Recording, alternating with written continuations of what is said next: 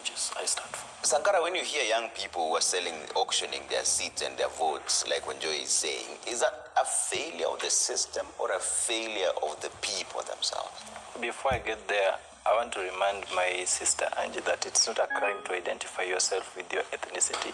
It's only a crime or a problem when you start using your ethnic identification to the disadvantage of the majority. I am a proud Luo, but I should not use my Luo identity to disadvantage. Your Luoness. Yes, my Luoness should be an advantage to others, not a disadvantage. Right. So it shouldn't be an issue that I should shy off from identifying myself with my community.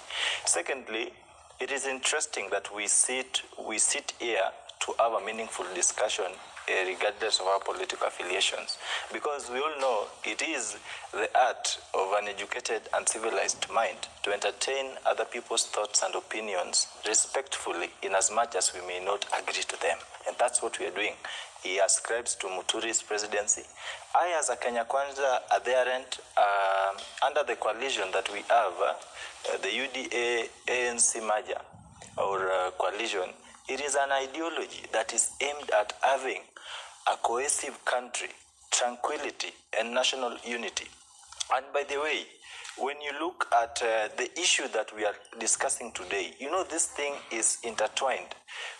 Before we can get to why all this is happening, we must solve the question. The biggest question is economy.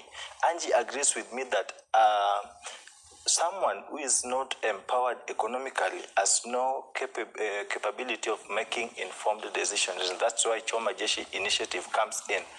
Therefore, it is uchumi bora. From ANC, we say uchumi bora, pesa mfukoni.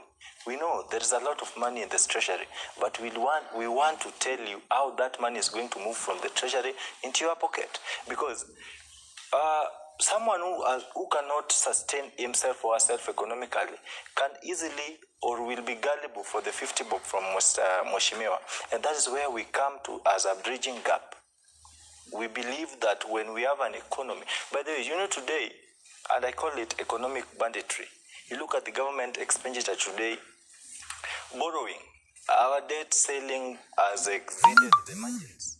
And when you borrowing to finance capital projects,